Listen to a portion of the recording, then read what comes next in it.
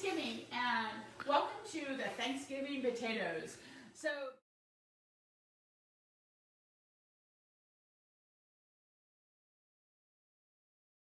So I've been kind of going, what am I going to do here? So Charles has once, oh, I forgot to get Charles's potato. Back up, Charles. Charles wants a baked sweet potato. My mother likes, and Charles's mother likes sweet potatoes. And then of course everybody loves mashed potatoes. So we're going to do a few different potatoes here. So the sweet potatoes I make are not traditional. They don't have the marshmallows on top. And I'll post the recipe later, but I'm going to do a half a batch because I'm not so keen on them and Charles is not so keen on them. So we're just going to be giving them to my mother and his sister. I said his mother earlier, it's his sister that likes the potatoes. So I want to show you a couple of tips. So I use several different recipes that call for crushed cornflakes. And so go ahead and put your cornflakes in a bag, leave the Ziploc bag open, and then just crush them with a rolling pin. I do a French toast that's really good with this as well. It's about the only thing we use cornflakes for. And then go ahead and just store them in a Tupperware container. And we're going to be using these for the top of the sweet potatoes, but I wanted to show you an easy way to crush the cornflakes. Okay, so this particular recipe calls for 4 fresh sweet potatoes that are baked till tender and then peeled and mashed. I've never done all that. That's a bit too much work for me. So I've always used the canned. The other reason I switched to the canned is a couple years, oh gosh, it's probably been 5 or 6 years ago now. I bought my potatoes like on Tuesday, and come Thursday they were moldy. And so I've taken to not trusting that I'm going to have potatoes is the other reason I use the canned potatoes. So the recipe, if I calculate it out, would be four of these small cans. These small cans were on sale. Weight-wise, they were cheaper. They were less expensive than the, I didn't get all the way around. They're less expensive than the larger cans. So I went ahead and bought small cans instead, which was kind of a good thing because now I've decided to make half a batch. So we're going to drain those.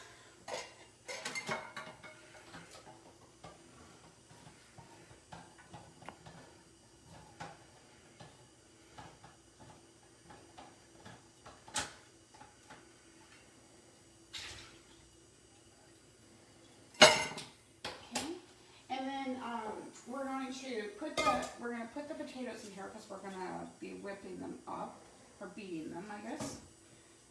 So we'll put them in here. And then the directions call for a half a cup of sugar. So we're going to do 1/4 cup. And I'm going to be really close on this, so I'm just going to put the rest of my sugar in there. And then it calls for 2 eggs, so we're going to use just 1. And you know my rule, break the egg into something else first. And I got a shell in there. The fingernail is usually the better thing to get the shell out with. Otherwise, I just seems to follow it around. I chase it around with a spoon. Okay. And then this calls for 5 tablespoons of butter, so that's going to be 2.5 tablespoons of butter. So we have oops, wrong way. We have about a tablespoon left from the other, and then so I'm going to do a tablespoon and a half. I'm going to do a half a tablespoon or a tablespoon and a half here, because I have some left from my previous.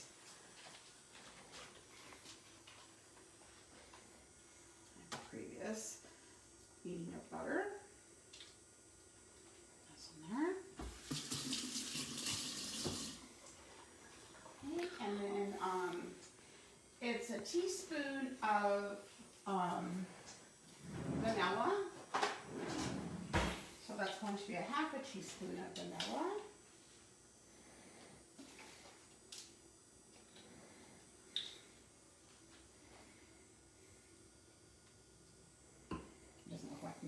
Vanilla to me, but that's what the directions are.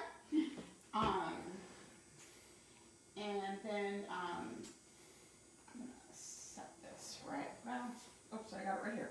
And then it's gonna be a half a teaspoon of, I'm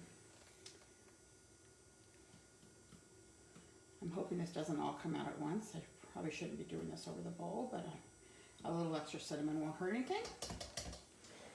So a half a teaspoon of cinnamon, and then it's going to be a quarter of a teaspoon of salt. And this I don't want to get any extra in, so I'm going to do that over the sink here.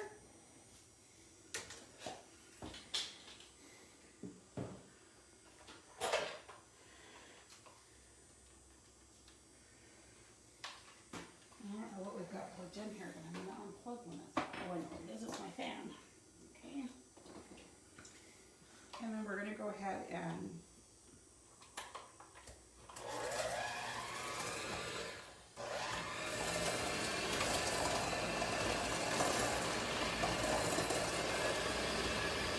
because these potatoes are bigger clumps, so they're liable to wash out of a bowl on you. So you just want to take it gently.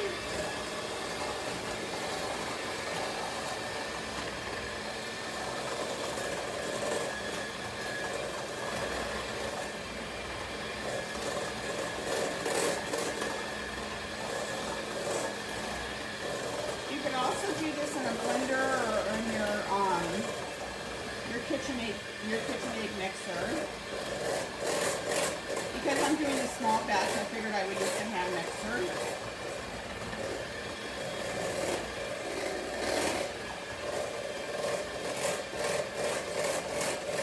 And depending on how lumpy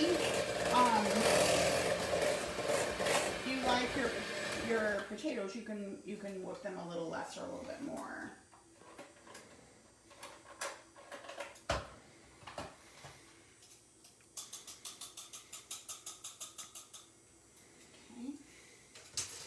And then this is going to go into a shallow baking dish. And I'm going to go ahead and spray the pan.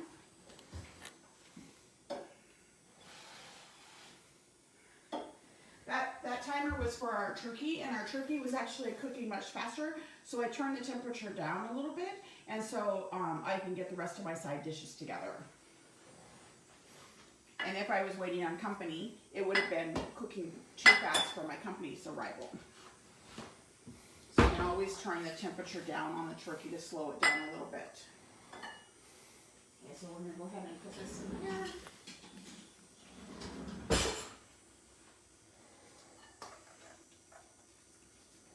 And you don't have to worry that there's some clumps of butter in there because it's going to all melt. And it's not like the butter's going to stay in one spot when it...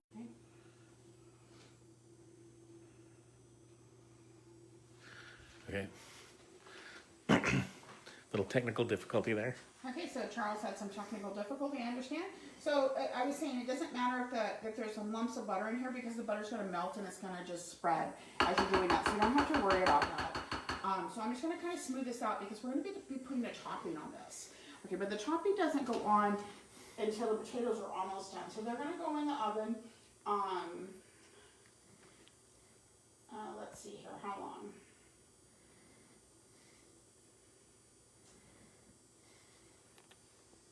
One hour. So I'm going to go ahead and put those in the oven.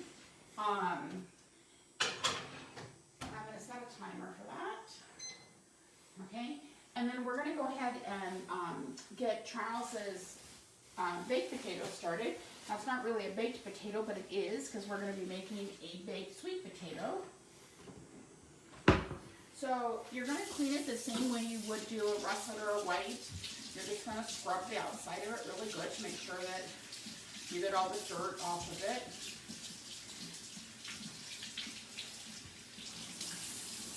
And then you're going to do the same thing you normally would do with a potato, is cut any bad spots off. I don't know where my paring knife is.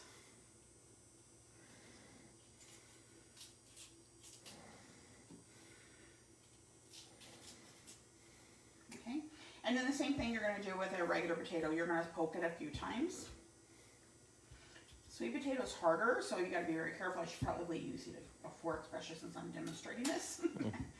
And then I'm just gonna put this in with that same, with the sweet potatoes. I'm gonna put it in a dish so when it's done, it's easier to get out. So we'll put that in there as well. Now, we also have our regular mashed potatoes to make. Now, again, we're not having as many people this year as we normally do, and I'm also not delivering as many leftovers as I planned on. So I'm going to make a smaller batch of potatoes. I'm going to actually use these really small ones. I'm going to make a small batch of potatoes because it's really easier just to make some more as you need them. And Charles and I like the skin on. Mom likes the skin on. So that's the other reason I'm going to use these small potatoes. This is I'm only going to, they're also starting to go. I need to use them up. And I'm going to roughly peel them.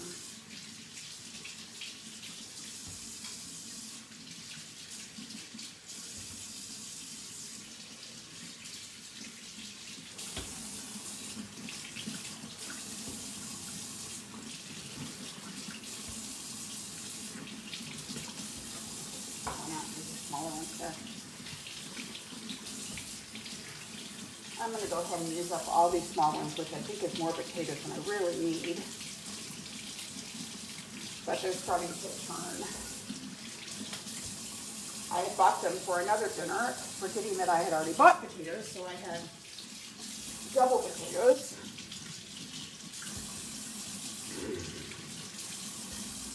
There's one more small guy in here.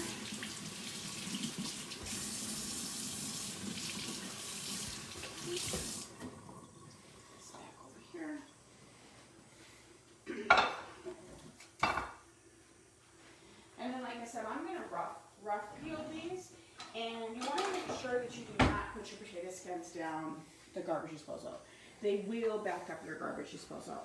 So if you like to peel them in the sink because of the height, you can do that, and then just put them in a corner, and so you can pick them up. So I'm going to real rough peel these. So I'm going to leave about half the skin, maybe a little less. I like to do this rough peel on cucumber salad when I make cucumber salad because it helps make the salad a little prettier.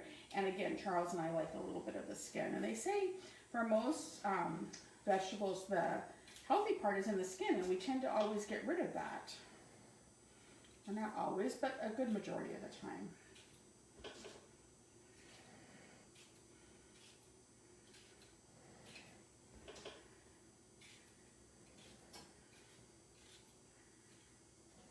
And these smaller potatoes are kind of nice because I won't need to cut them up before I boil them because they're all about the same size. I had already started my water earlier.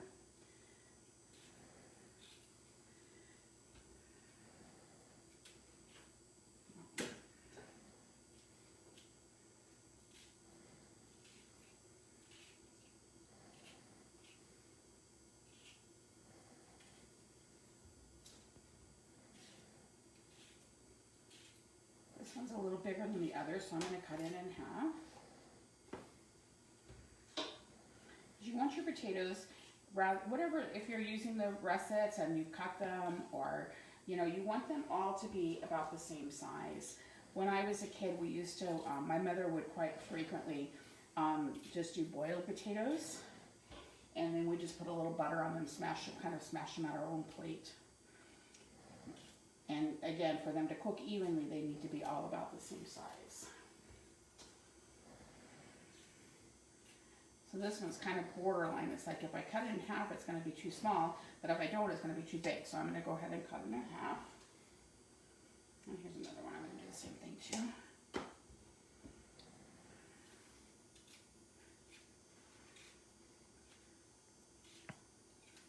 Okay, now we're going to put these in the water.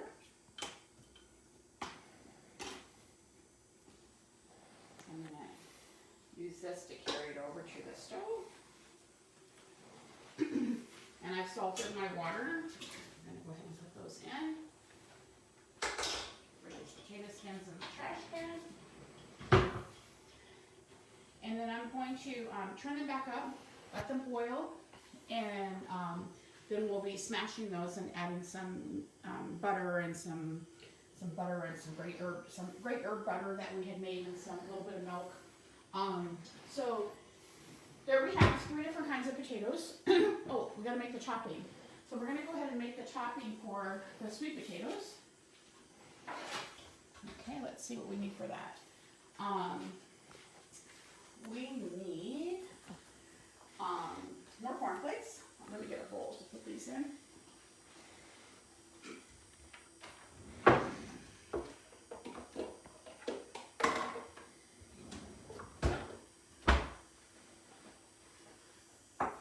So we need to have some melted butter, if I remember, yes. So we need melted butter, so it's 2.5 tablespoons, it's 5 tablespoons normally, and it's going to be 2.5. So we already have a half here. So I'm going to go ahead and put my butter in here, and I'm going to melt it in the microwave.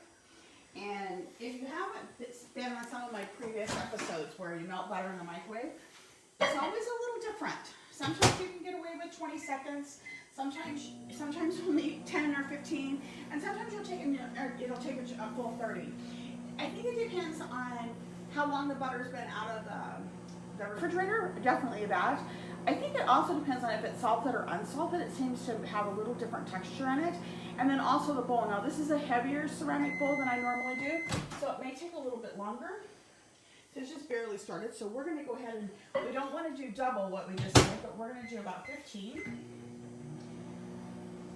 Okay, and remember, it doesn't have to be melted, because the other things we're going to be adding to it, we're going to be blending in. So as long as it's soft, almost melted, so it doesn't have to be completely liquid. It can be just soft enough to blend. Do a little bit more. And then someplace in this stack I have pecans. Notice our stack is getting smaller, and some of the things I could have put away already and I didn't. I usually put them away as I go. But I've been getting requests from both my mother and our next door neighbor. It's like, oh, we're gonna have leftovers of this one. So I've been kind of changing some of my recipes as I've been going here today.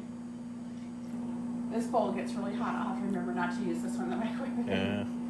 This is a fairly new bowl I have. It's a little bit kind of in between of some of the other bowls I have, and I thought it would be quite nice, but it's really hot.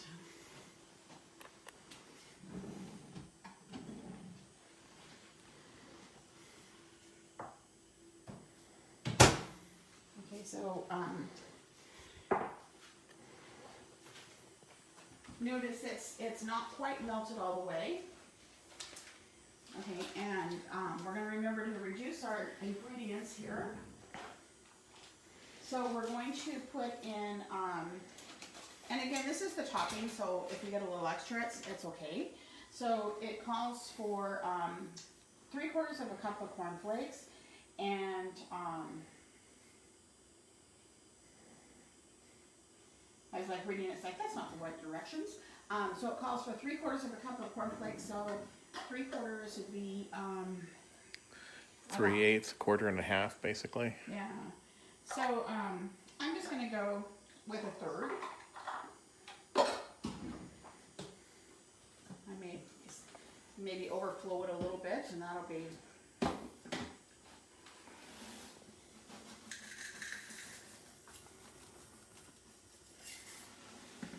Okay, and then it's 1/2 cup of pecans or walnuts. We're using pecans, so that's going to be 1/4 cup. And I'm going to go a little on the heavy side because my mother loves pecans. Okay. And then 1/2 cup of brown sugar, so it's going to be 1/4 cup of brown sugar. And so even though the brown sugar has its own Ziploc baggie, I still put it in another Ziploc baggie, just to be extra. I don't go through enough sugar to make sure that it's not going to get hard. But what you can do is you can go ahead and pack it right from the bowl, right from the bag, so you don't have to measure it out.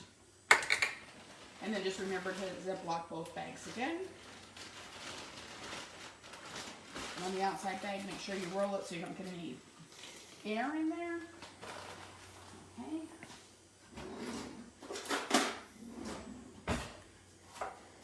I'm just going to mix this all together. And I'm using a fork just so I can break up that, the brown sugar.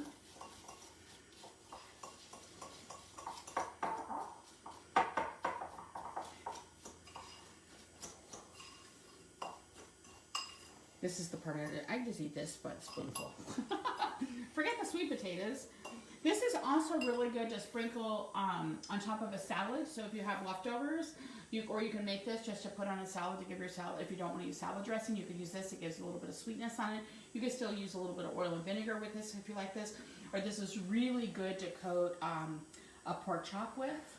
And I have a friend that is like, well, I just really only like to eat hamburgers. So it's okay, this is really good. Take your hamburger patty. If you're using those frozen patties, let it defrost a little bit, and then you can just pat this in, cook it on one side, and pat it in on the other side. So you can make a fancy hamburger patty out of it too. So this is gonna go on in about an hour, okay? And then we're gonna put it back in the oven for about 10 more minutes, okay? So this is done. So that's part of the other reason I wanted to use the same bowl, that because this kind of helps keep it warm and makes it soft. If you make this too far in advance, it will start to I don't want to use crystallize, but it almost starts to solidify, and that's okay. You can make this ahead of time if you want, but then just be prepared to break it apart. So because it will get kind of crunchy. So we're gonna go ahead and set that aside. I'm gonna put it on my cooling rack over here. And my green bean casserole can now go in the refrigerator, so we're going to go ahead and cover that up. I should just leave my foil out this right now. And I'm going to keep you a secret, because quite frequently we have room in our refrigerator going up, but we don't have, looks like we can't stack things on top of things. So Charles, I need to get it behind you here. So if you take your cutting boards, most of us have multiple cutting boards, and I also will do this.